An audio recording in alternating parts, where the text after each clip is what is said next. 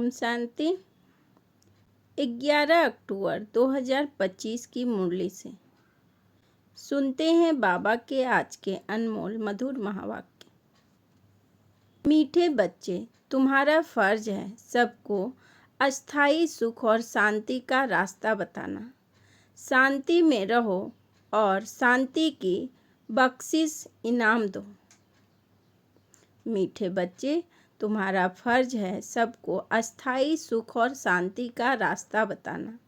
शांति में रहो और शांति की बख्शिश इनाम दो।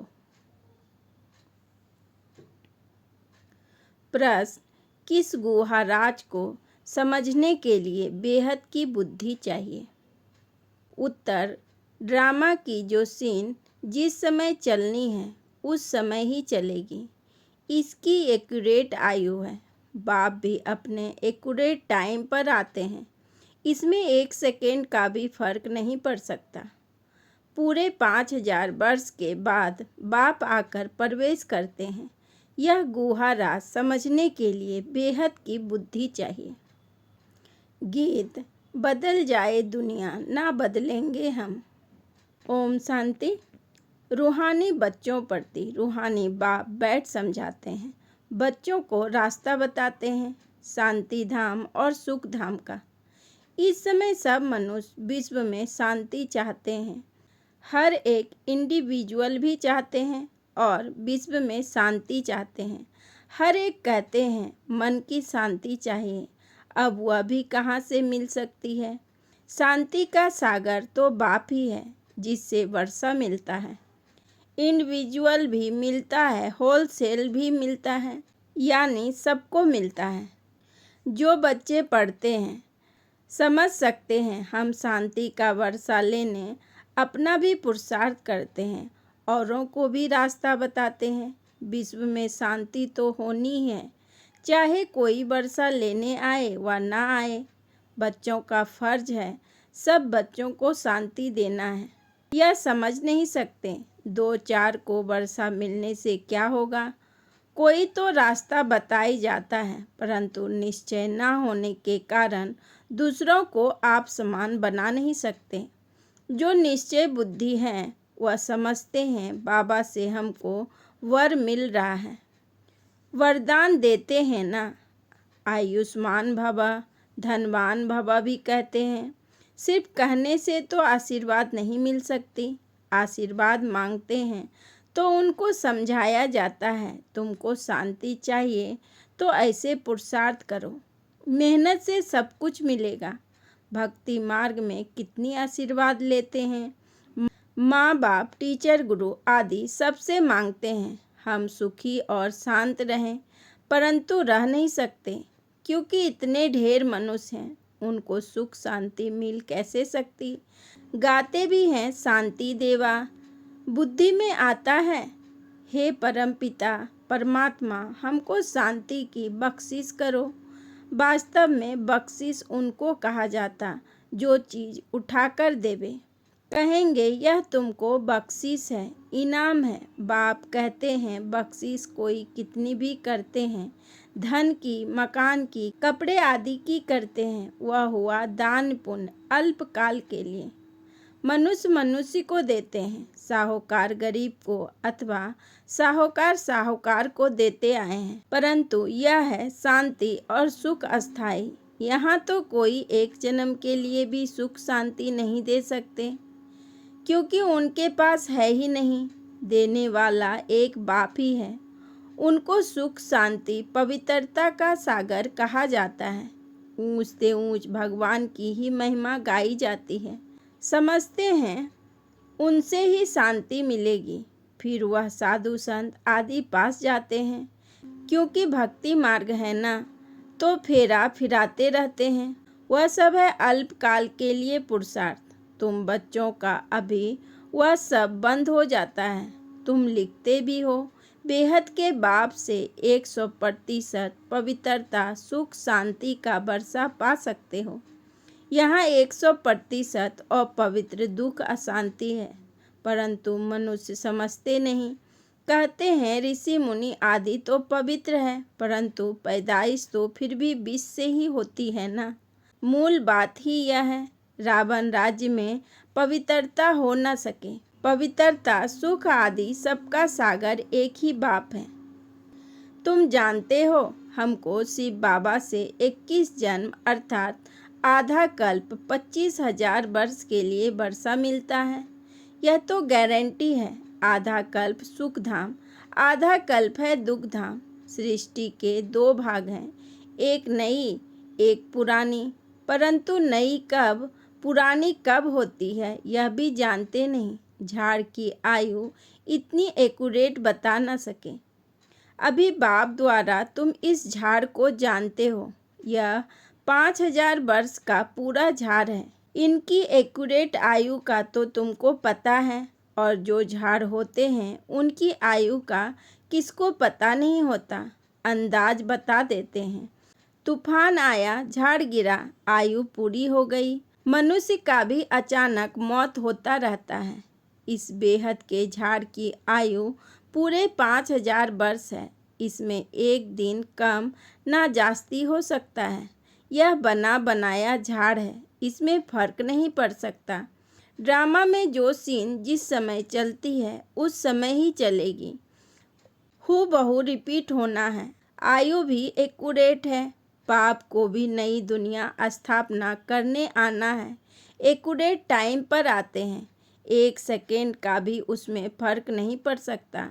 यह भी अब तुम्हारी बेहद की बुद्धि हुई, तुम ही समझ सकते हो। पूरे 5,000 वर्ष बाद बाप आकर प्रवेश करते हैं, इसलिए शिवरात्रि कहते हैं।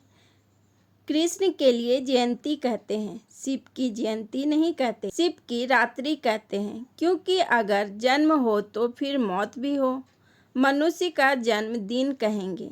शिव के लिए हमेशा शिवरात्रि कहते हैं। दुनिया में इन बातों का कुछ भी पता नहीं है।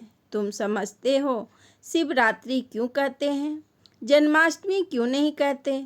उनका जन्म दिव्य अलौकिक है, जो और कोई का हो नहीं सकता। यह कोई जानते नहीं। शिव बाबा कब कैसे आते हैं, शिवरात्रि का अर्थ क्या है, तुम ही जानते हो। यह है बेहद की रात। भक्ति की रात पूरी हो दिन होता है। ब्रह्मा की रात और दिन तो फिर ब्राह्मणों का भी हुआ। एक ब्रह्मा का खेल थोड़े ही चलता है। अब तुम जानते हो, अब दिन शुरू होना है। पढ़ते पढ़ते जाए, अपने घर पहुँचेंगे, फिर दिन में आएंगे। आधा कल्प दिन और आधा कल्प रात गाई जाती है, परंतु किसकी भी बुद्धि में नहीं आता। वे लोग तो कहेंगे कि कलयुग की आयु 40,000 वर्ष बाकी है, सतयुग की आयु लाखों वर्ष है। फिर आधा आधा का हिसाब ठहरता नहीं। कल्प की आयु तो कोई भी जानते नहीं। तुम सारे विश्व के आदि मध्य अंत को जानते हो। यह 5,000 वर्ष के बाद सृष्टि चक्र लगती रहती है। विश्व तो है ही, उसमें पाठ बजाते बजाते मनुष्य ही तंग हो जाते हैं। यह क्या आवागमन है। अगर 84 लाख जन्मों का आवागमन होता तो पता नहीं क्या होता। ना जानने के कारण कल्प की आयु भी बढ़ा दी है। अभी तुम बच्चे बाप से सम्मुख पढ़ रहे हो, अंदर में भाषणा आती है। हम प्रैक्टिकल में बैठे हैं। पुरुषोत्तम संगम युग भी जरूर आना है। कब आता है, कैसे आता है, यह कोई भी नहीं जानते। तुम बच्चे जानते हो तो कितना गदगद होना चाहिए। तुम ही कल्प कल्प बाप से वर्षा लेते हो, अर्थात माया पर जीत पाते हो, फिर हारते हो। यह है बेहद की हार और जीत। उन राजाओं की तो बहुत ही हार जीत होती रहती है। अनेक लड़ाइयाँ लगती रहती है। छोटी सी लड़ाई लगती है तो कह देते अब हमने जीता। क्या जीता, थोड़े से टुकड़े को जीता। बड़ी लड़ाई में हारते हैं तो फिर झंडा गिरा देते हैं। पहले पहले तो एक राजा होता है, फिर और वृद्धि होते जाते हैं। पहले पहले इन लक्ष्मी नारायण का राज्य था, फिर और राजाएं आने शुरू हुए। जैसे पोप का दिखाते हैं, पहले एक था, फिर नंबरवार और पोप भी बैठते गए। किसकी मृत्यु का तो ठिकाना ही नहीं है ना। तुम जानते हो, हमको बाबा अमर बना रहे हैं, अमरपुरी का मालिक बना रहे हैं। कितनी खुशी होनी चाहिए। यह है मृत्यु लोक, वह है अमर लोक। इन बातों को नया कोई समझ ना सके, उनको मज़ा नहीं आएगा जितना पुरानों को आएगा। दिन प्रतिदिन वृद्धि को पाते रहते हैं, निश्चय पक्का हो जाता है। इसमें सहनशीलता भी बहुत होनी चाहिए। यह तो आसुरी दुनिया है, दुख देने में देरी नहीं करते।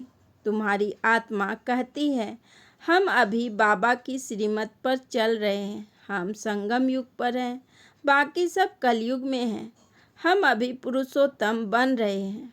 पुरुष में उत्तम पुरुष पढ़ाई से ही बनते हैं, पढ़ाई से ही चीफ जस्टिस आदि बनते हैं ना। तुमको बाप पढ़ाते हैं, इस पढ़ाई से ही अपने पुरुषार्थ अनुसार पद पाते हो। जितना जो पढ़ेगा उतना ग्रेड मिलेगी।